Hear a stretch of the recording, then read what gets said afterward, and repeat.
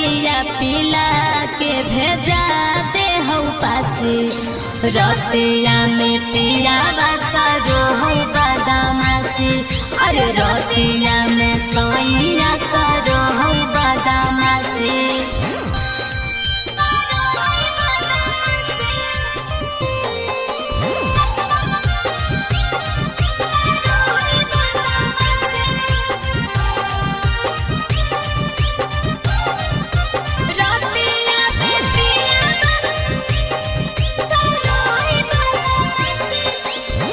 टूट गेलो कंगना की टूट गेलो नाथिया गे हो कर लीला बासे धड़ा को हो छतिया रे।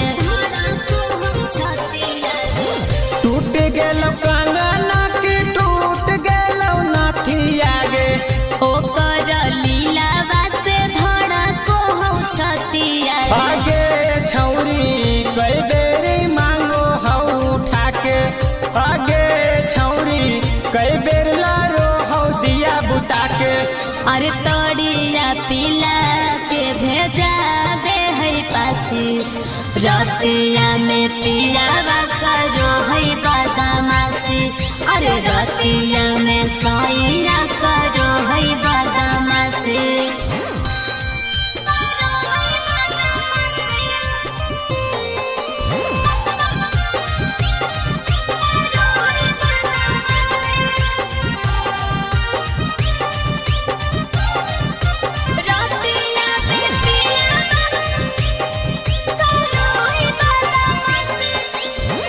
भुइया में सुतो हो कि पलंगिया पर चढ़ो हो कोई के बल जोरी चुम्मा ले के छोड़ो हो।